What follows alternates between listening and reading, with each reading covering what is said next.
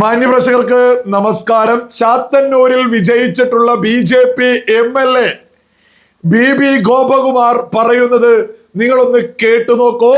ഒരൊന്നൊന്നര മുന്നൊരുക്കങ്ങളുമായിട്ട് BJP കേരളത്തിൽ പണി തുടങ്ങി എന്നുള്ളതും സകലരും തിരിച്ചറിഞ്ഞോളൂ. ചെറിയൊരു ഭാഗമാണ്, നിങ്ങളതൊന്ന് കേട്ടുനോക്കൂ. 3388 2011 നിയമസഭാ തെരഞ്ഞെടുപ്പ് ഉണ്ടായിരുന്നിടത്ത് 2016 അത് 33,000 വോട്ടായിട്ട് വർദ്ധിപ്പിച്ചു. 2021 തെരഞ്ഞെടുപ്പിൽ അന്ന് സംസ്ഥാന രാഷ്ട്രീയത്തിൽ BJPക്ക് ഏറ്റവും കൂടുതൽ വോട്ട് ശതമാനത്തിന്റെ വർധനവ് വന്ന മണ്ഡലം ചാത്തന്നൂരായിരുന്നു. 10,000-ത്തോളം വോട്ട് വർദ്ധിപ്പിച്ച് 42,000 വോട്ടിലേക്ക് മാറി.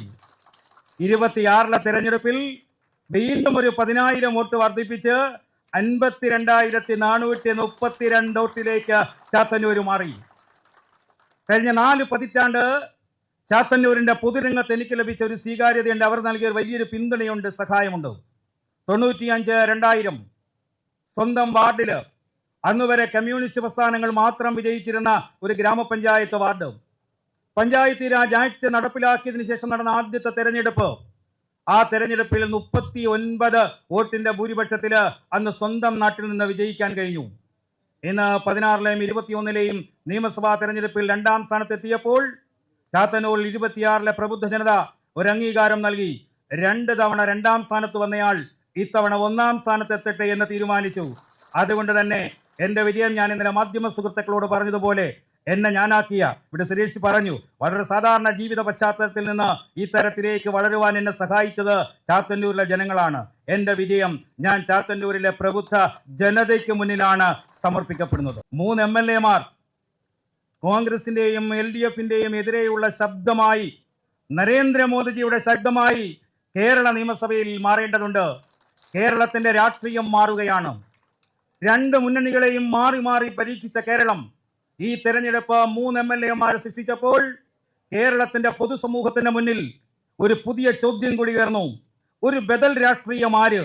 ആ ബദൽ രാഷ്ട്രീയം BJP നേതൃത്വം കൊടുക്കുന്ന NDA സഖ്യമാണ് എന്ന വ്യക്തമായ സൂചന കേരളത്തിന്റെ പൊതുസമൂഹം ഈ തെരഞ്ഞെടുപ്പിൽ നൽകി കഴിഞ്ഞു.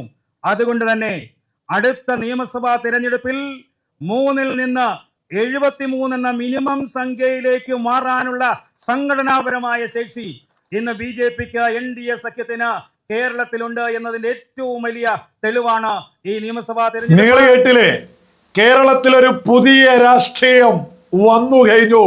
നരേന്ദ്രമോദിയുടെ ശബ്ദം, ഒരു ബദൽ രാഷ്ട്രീയം കേരളത്തിൽ ഉയർന്നു കഴിഞ്ഞു എന്ന് പറയുന്നത് ഏതെങ്കിലും ഒരാളല്ല. ചാത്തന്നൂരിൽ നമ്മുടെ പ്രമുഖ മാധ്യമങ്ങളെ പോലും ഞെട്ടിച്ചുകൊണ്ട് വിജയിച്ചിട്ടുള്ള സാധാരണക്കാരിൽ സാധാരണക്കാരനായിട്ടുള്ള BJP MLA ഗോപകുമാറാണ് ഈ ഒരു പ്രസംഗം നടത്തിയിട്ടുള്ളത്.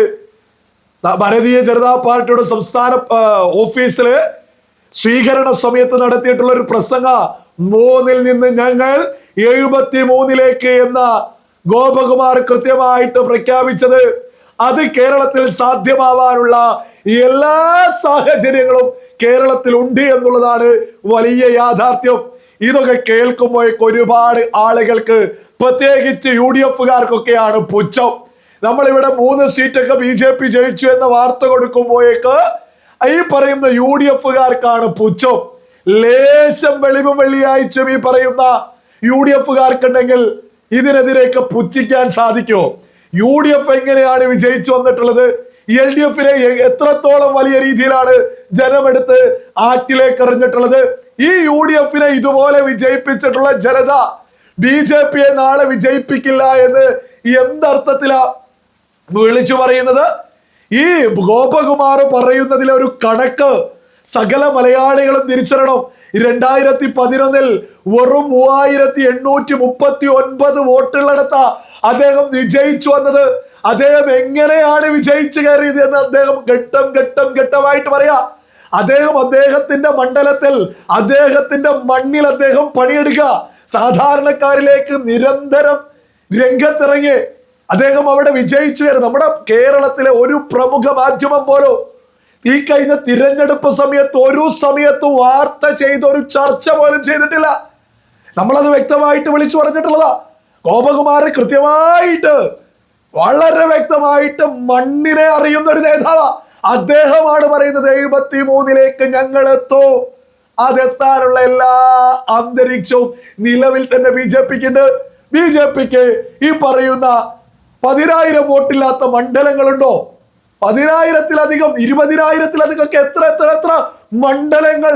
ഇവിടെയൊക്കെ ജനം ഒന്ന് തീരുമാനിച്ചാൽ പോരെ. ഏതൊക്കെ 3 MLA-മാരാണ് ഇപ്പൊ ജയിച്ചിട്ടുള്ളത്? ഒന്ന് രാജീവ് ചന്ദ്രശേഖർ, രാജ്യത്തെ കേന്ദ്രമന്ത്രിയായിട്ട് മുന്നോട്ട് പോയിട്ടുള്ളൊരു MLA കേരളത്തിൽ വരാൻ പോകുന്നത്. മറ്റൊന്ന് V മുരളീധരൻ, കേന്ദ്രമന്ത്രിയായിട്ടുണ്ട്. അതായത് ഭരണസിരാ കേന്ദ്രങ്ങളിൽ, രാജ്യത്തിന്റെ ഭരണസിരാ കേന്ദ്രങ്ങളിൽ കൃത്യമായിട്ട് നരേന്ദ്രമോദിക്കൊപ്പം പ്രവർത്തിച്ചിട്ടുള്ള 2 MLA-മാർ. അവർക്കൊപ്പമാണ് സാധാരണക്കാരനായിട്ടുള്ള ഗോപകുമാറും രംഗത്തെത്തുന്നത്. ആ ഗോപകുമാറിന് എത്രത്തോളം വ്യക്തമായ ലക്ഷ്യമുണ്ട്, എത്രത്തോളം വ്യക്തതയോടുകൂടിയാണ് ജനങ്ങൾക്ക് വേണ്ടി ശബ്ദിക്കുന്നത്. നമ്മുടെ കേരളത്തിലെ ജനങ്ങൾക്ക്, പ്രത്യേകിച്ച് ചാത്തന്നൂർ കഴിഞ്ഞിട്ടുള്ള ഒരു മേഖലയിൽ എന്താണ് ഗോപകുമാർ എന്ന് അറിയാത്തവർ കൃത്യമായിട്ട് തിരിച്ചറിഞ്ഞോളൂ. വ്യക്തമായിട്ട് ഭാരതീയ ജനതാ പാർട്ടിയെ വരും നാളുകളിൽ അധികാരത്തിലേക്ക് എത്തുന്നതിൽ വളരെ പ്രധാനിയായിട്ട് മാറാൻ പോകുന്നതിൽ ഒരു നേതാവ് എന്ന് പറയുന്നത് ഗോപകുമാർ ആയിരിക്കും. ഒരു തർക്കം ആർക്കും വേണ്ട. ശക്തമായ ഒരു ടീം. ഒന്ന് രാജീവ് ചന്ദ്രശേഖർ, V മുരളീധരന്, ഗോപകുമാർ, ഈ 3 ആളും ഇവരും മതിയാവും നിയമസഭയിൽ പ്രധാനപ്പെട്ട പ്രതിപക്ഷമായിട്ട് മാറാൻ. ഒരു തർക്കവും അതിൽ ആർക്കും തന്നെ വേണ്ട. ഇതേപോലെ ഒരു 3 സീറ്റിൽ, വെറും 3 സീറ്റിലാ ബംഗാളിൽ തുടക്കം കുറിച്ചത്. ആ 2016 അല്ലാതെ 20 കൊല്ലം മുമ്പേ ഉള്ള 3 സീറ്റിന്റെ കണക്കല്ല പറയുന്നത്. വെറും ഇക്കഴിഞ്ഞ 2016 3 സീറ്റ് കിട്ടിയ BJP ബംഗാളിൽ 294-ൽ 207-ലേക്ക് BJP ബംഗാളിൽ എത്തിയിട്ടുണ്ട്. ഈ പറയുന്ന ബംഗാളിലും നിരവധി സീറ്റിൽ 10,000-ൽ കുറവായിരുന്നു. ജനം മാറി ചിന്തിച്ചോ?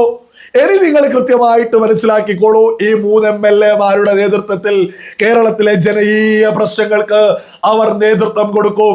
മതഭേദമന്യേ കേരളത്തിൽ വലിയ രീതിയിൽ BJP വളരും. ഇതൊരു BJP ഇവിടെ വിജയിക്കോ എന്നല്ലായിരുന്നു മാധ്യമങ്ങൾ ഇത്രയും കാലം ചർച്ച ചെയ്യുന്നത്.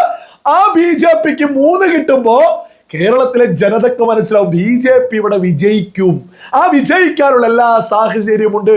ഇനി വിജയിക്കുന്ന സ്ഥാനാർത്ഥികൾക്കാണ് വരും തിരഞ്ഞെടുപ്പിലേക്ക് കേരളം ഉറ്റുനോക്കുന്നത്. UDF-നെ ഇതുപോലെ ഒരു വിജയത്തിലേക്ക് ജനത എത്തിച്ചിട്ടുണ്ടെങ്കിൽ, LDF-നെ എടുത്ത് ആറ്റിലേക്ക് എറിഞ്ഞിട്ടുണ്ടെങ്കിൽ, സ്വാതന്ത്ര്യം കിട്ടിയ കാലം മുതൽ ഇടതും വലതും ഭരിക്കുന്ന കേരളത്തിലെ ജനത 3ാമതൊരു മുന്നണിയെ സ്വീകരിക്കും എന്നുള്ളതിലൊന്നും ഒരു തർക്കവും ആർക്കും തന്നെ വേണ്ട കേട്ടോ. ഇനി വരാനിരിക്കുന്ന രാഷ്ട്രീയ കേരളത്തിൽ ഏറ്റവും കൂടുതൽ ചർച്ച ചെയ്യാൻ പോകുന്നത് ഒന്ന് BB ഗോപകുമാർ, രാജീവ് ചന്ദ്രശേഖർ, V മുരളീധരൻ, ഈ 3 MLA-മാരുടേതായിരിക്കും എന്നുള്ളതിലും ഓരോ തർക്കവും ആർക്കും തന്നെ വേണ്ട.